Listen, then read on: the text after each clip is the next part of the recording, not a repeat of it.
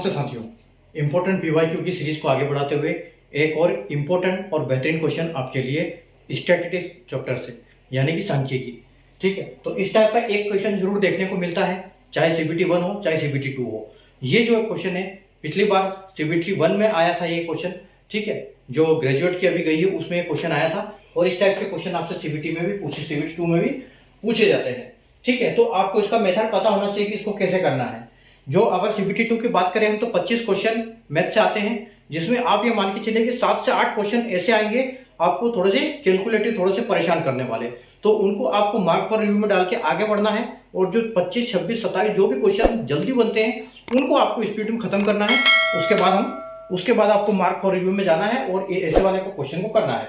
अब इनका मेथड समझ लेते हैं कि इनको कैसे करेंगे। ठीक है, the mean marks of the following distribution, यहाँ कुछ डाटा दिया होता है। ठीक है, कि मार्क ऑब्टेन, जैसे किसी क्लास का दे दिया कि भैया मार्क ऑब्टेन इतने जो नंबर बच्चों ने निकाले और नंबर ऑफ स्टूडेंट यानी कि 81 नंबर 15 बच्चों ने निकाले, 35 नंबर 4 बंदों ने निकाले, 73 नंबर 3 बच्चों ने निकाले और 56 नंबर 16 बच्चों ने निकाले। निम्नलिखित बंटन के माध्य अंक ज्ञात कीजिए। तो आपको मीन यहाँ पर फाइंड करना है, तो इसको हम कैसे करेंगे। जब भी देखो आपको ऐसा डाटा मिलता है तो आपको क्या करना है कि सबसे पहले तो आपको पूरा डाटा निकालना पड़ेगा, पूरे आपको मार्क्स चाहिए। यानी कि सीधी सी बात यह है कि पूरा जो डाटा आपका कंप्लीट सारे बच्चों का जितने भी मार्क्स है वो सारे बच्चों से डिवाइड करना है। तो करना क्या है आपको, सबसे पहले आप ये जो सारे बच्चे हैं और इनको ये जो सारे नंबर हैं तो आपको इनसे पहले सबसे पहले मल्टीप्लाई करना पड़ेगा। यानी कि आपको क्या करना पड़ेगा मीन निकालने के लिए 81 इंटू 15, ठीक है, ताकि इस रो का पूरे मार्क्स मिल जाए आपको। उसके बाद 35/4, 35 इंटू 4, तो 35 इंटू 4 करना पड़ेगा। ठीक है, उसके बाद आपका 73 इंटू प्लस 73 इंटू 3, 73 इंटू 3, उसके बाद प्लस 56 इंटू 16। तो आपको डाटा देखना है कि कैलकुलेशन में कैसा है। ठीक है, अगर कैलकुलेशन में सीधा होता है तो जल्दी हो जाता है, लेकिन यहाँ पर थोड़ा सा कॉम्प्लिकेटेड है। ठीक है, और इसको क्या करना है, आपको इसको डिवाइड करना है किससे, ये जो नंबर है आपको, क्योंकि ये टोटल नंबर है। तो ये टोटल नंबर कितना है, देखो 5 और 4 9 और 10 11 12 और 12 और 6 18, 18 8 और 1 2 3 यानी कि 38। तो आपको इसको 38 से डिवाइड करना है पूरे डाटे को। ठीक है, तो अब आपको क्या करना है, आप इसको ऐसे करो, इसको सबसे पहले मल्टीप्लाई कर दो। तो आप 81 इंटू 15 यानी कि 81 इंटू 15 अगर हम करेंगे तो 15 एकम 15 और 15 8 120 और 21 1215, यानी कि आपको मिलेगा यहाँ 1215। उसके बाद आपका जो दूसरा कैलकुलेशन क्या है, 35 चौक 140 यानी कि 140 हो गया।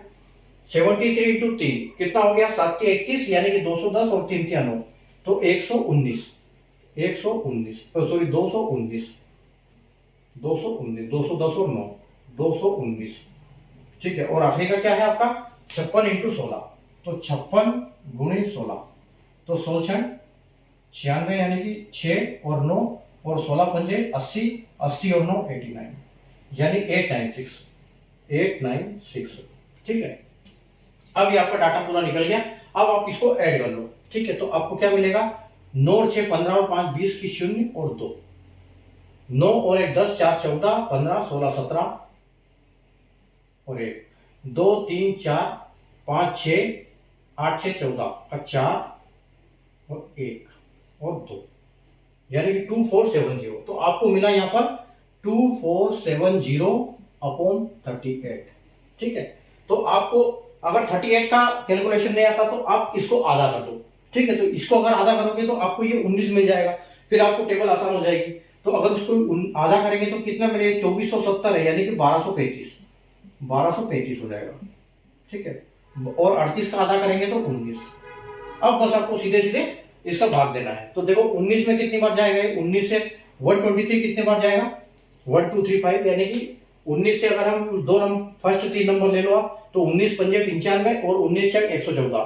ठीक है, तो 19 6 बार जाएगा और आपका हो जाएगा 114। तो 6 यहाँ पर देखो ऑप्शन में 2 जगह है। ठीक है, और आगे कुछ आ रहा है तो 0 को शायद आएगा नहीं। उसके बाद देखो आपके पास यहाँ कितने बचे थे, 14 के बाद 9 यानी कि 95, 9 पंजे 95, 19 पंजे 95। ठीक है, यानी कि आपका जो आंसर आ रहा है वो क्या आ रहा है 65। ठीक है, तो ये 65 आपका ऑप्शन सी बिल्कुल करेक्ट हो जाएगा। तो स्टैटिस्टिक्स का जब भी क्वेश्चन आएगा तो आपको इसको ऐसे हल करना है, उसमें मार्क भी पूछा जाएगा, ऐसे नंबर दिए होंगे। ठीक, कुछ भी फिगर दे सकते हैं। ठीक है, यहाँ पर स्कूल का डाटा दिया है बच्चों की क्लास का कि इतने नंबर निकाले इतने बच्चों ने, तो बस आपको ये मेथड है कैलकुलेट करना, इसको इसके साथ मल्टीप्लाई करना है और इसको ऐड करना है और इसको फिर उसके साथ ये डिवाइड कर देना है, तो आपका आंसर आ जाएगा।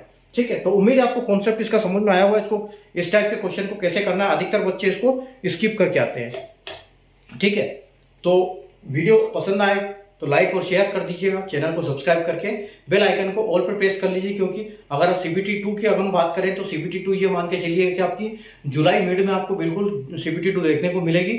आपका जो CBT 1 हुआ है, आपका CBT 1 हुआ है 16 मार्च से 27 मार्च, तो 3 महीने मानिए, यानी कि जून एंड में आपको रिजल्ट देखने को मिल सकता है CBT 1 का, और जुलाई मिड में आपकी CBT 2 की एग्जाम बिल्कुल हो जाएगी। तो तैयारी जारी रखिए। ये मैंने इसकी प्लेलिस्ट बना दी है ऐसे क्वेश्चंस की जो पिछले साल आए थे CBT 2 के, और कुछ क्वेश्चन जो इंपॉर्टेंट क्वेश्चन है उनको मैं इस सीरीज में जोड़ता जा रहा हूं। तो आप डेली ये क्वेश्चन करते रहिए, और यहाँ पर और अगर आपको और अच्छी प्रैक्टिस चाहिए कि कहाँ से करें, तो टेक्स्ट बुक सबसे अच्छी चीज है।